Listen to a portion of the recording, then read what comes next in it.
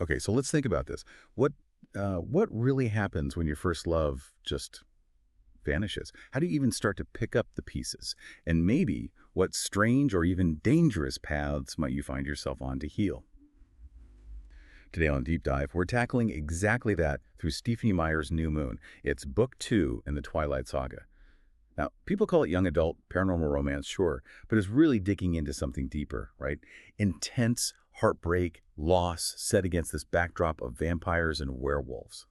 So our mission today, let's really unpack Bella Swan's journey. I mean, the sheer depth of her heartbreak after Edward leaves, and then the way she copes, which are surprising, sometimes reckless, Yeah. and the huge choices she faces. It's this mix of raw emotion and, supernatural stakes. Absolutely. And a New Moon, which came out back in 2006, it really cemented the series' impact. What's so interesting about this book, I think, is how it shifts gears. Twilight was all about that first rush of falling in love. New Moon, it explores the absence of that love. And in this story, that void, that emptiness feels just as dangerous, maybe even more so than any vampire attack. Yeah, that's a great way to put it. It's not just about the supernatural threats. Exactly. It's about that devastating space someone leaves behind. Okay, so let's dive into the catalyst. Yeah. It all starts, weirdly enough, at Bella's 18th birthday party.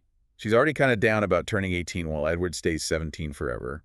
And then there's this tiny incident, a paper cut, while opening a present at the Cullens. Seems so small, right? But it's huge in context. Because it triggers Jasper's bloodlust. He's the newest vegetarian vampire, struggles the most. Edward reacts instantly, pushes him away, protects Bella. But the damage, in Edward's mind, is done. Right. He sees it and immediately jumps to this conclusion. Bella is fundamentally unsafe around him and his family. Period. And that conviction, which he sees as purely protective, right? It leads him straight to that devastating scene in the woods, where he breaks up with her, abruptly, and tells her he doesn't love her anymore, which is the real blow. Oh, it's brutal. It just shatters her world. It's such a powerful setup because his attempt to protect her actually inflicts this immense, immediate emotional wound. You could argue it's worse than the physical danger he's failed to shield her from. It really is. And the way Meyer portrays Bella's reaction is just profound devastation. After Edward and the Cullens leave Forks, she basically goes numb. Months just vanish into this depressive fog.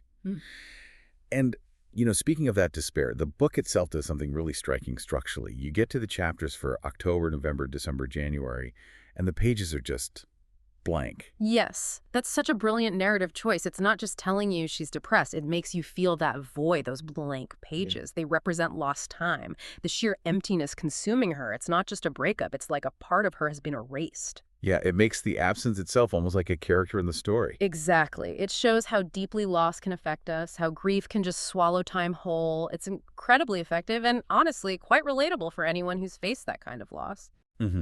But then very slowly she starts to find a flicker of something else, a different path. She begins reconnecting with Jacob Black, her childhood friend from the Killuge Reservation. Right, Jacob. He's like the complete opposite of the Cullens world. Totally. He's warm, he's solid, protective, in a really down-to-earth way, easy to be around.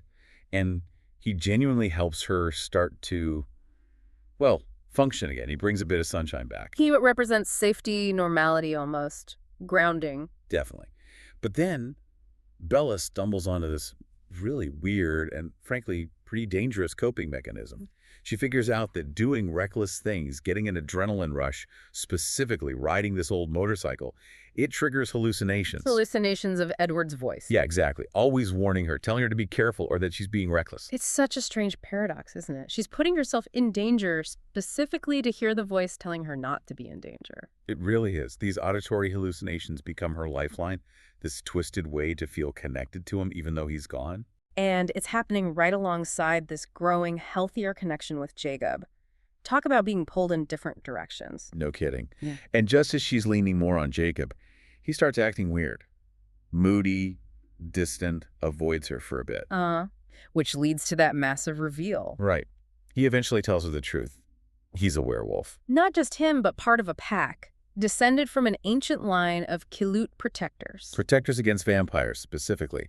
Which explains his sudden growth spurt, the weirdly high body temperature. And it adds this whole new layer of complication, doesn't it? Because his pack has this ancient treaty, this feud, essentially, with the Cullens, with Edward's kind. So now it's not just friendship versus maybe romance. It's werewolf versus vampire, loyalty versus history. It throws the whole friendship versus romance theme into a much sharper, more dangerous focus. Okay, so things are already incredibly complicated. And then Alice Cullen shows up again. Alice, yeah.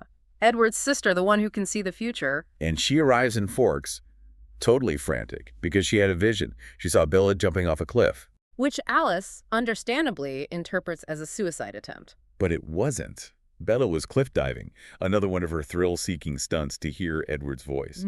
It was reckless, yes, but not that. But Alice doesn't know the context. She tells Rosalie, who then tells Edward. And Edward, hearing this secondhand information, believes Bella is dead. And his reaction is just extreme. He can't fathom living in a world without her. So he decides to end his own existence. But vampires are hard to kill. Right, so he goes to the one group who can actually do it and enforce it. The Volturi in Italy. This ancient, incredibly powerful vampire coven, basically vampire royalty and law enforcement rolled into one. His plan is to provoke them, to break one of their major laws, revealing himself to humans, forcing them to execute him. It's essentially a suicide mission, born out of utter despair. And this really kicks the stakes up to a whole new level.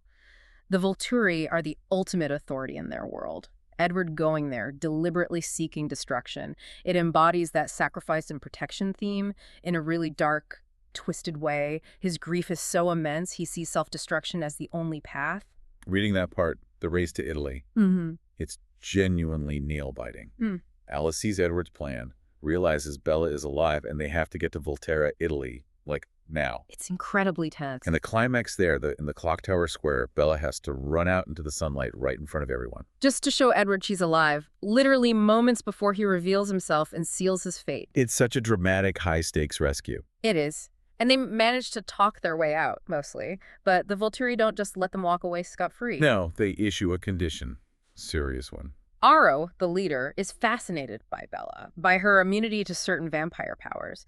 But primarily, she knows too much. So the decree is, Bella must become a vampire soon, or the Volturi will deal with the situation themselves, permanently. Which throws this massive question mark over her future, right? Yeah. It's not just about love anymore.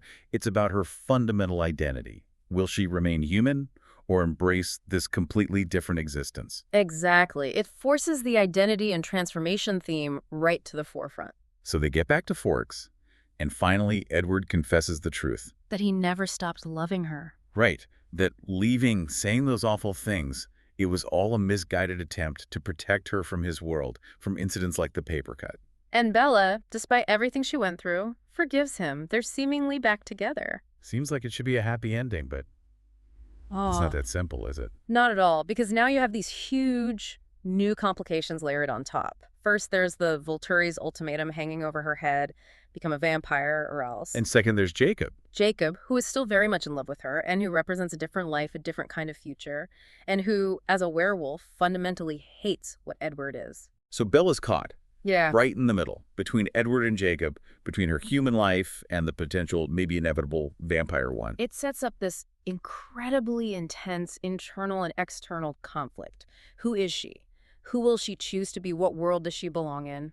And, you know, this love triangle, the depth of it explored in New Moon, this really blew up in popular culture. Oh, absolutely. This is where the Team Edward versus Team Jacob phenomenon really ignited. People got invested. Seriously invested. Yeah. The book's success was massive. It sold, what, over 4 million copies in just its first couple of years? Yeah, huge numbers. And the movie adaptation in 2009, same story, one of the biggest films of that year. New Moon really solidified Twilight as a cultural juggernaut. It's undeniable. And a lot of that comes down to the narrative style, I think. Bella's first-person viewpoint pulls you right into her emotional turmoil. You feel her numbness, her confusion, her longing. And those blank chapter pages we mentioned, so effective. Incredibly. Plus, Meyer uses setting really well. The constant gray dampness of Forks reflects Bella's depression. Then you have the relative warmth and vibrancy of La Push, Jacob's world, and the ancient, sun-drenched yet dangerous beauty of Italy with the Volturi. The settings mirror her emotional landscape. That's a really good point. It adds another layer to the reading experience. So yeah, New Moon is definitely worth reading or rereading for those deep character arcs, the heightened emotional stakes, and how it lays all this groundwork for the rest of the series. It's more than just a bridge novel. Definitely. Some people find it slower, especially compared to the first book, because so much of it is internal, focused on Bella's grief. But it truly is an emotional deep dive, isn't it, into loss, into how we heal sometimes in strange ways, and just how complex love and loyalty can be. It absolutely is. It might be slower, but it's incredibly foundational for everything that comes next. Agreed. It sets up conflicts and choices that drive the entire rest of the saga. And maybe it leaves us, and you listening, with a provocative thought to mull over. Yeah. That sometimes maybe losing love, experiencing that profound absence, is the only way to truly understand its weight, its meaning. What does that understanding mean for Bella, standing right there at that crossroads between humanity and immortality, between two loves? And perhaps, what echoes does it find in your own experiences with loss, healing, and figuring out what truly matters?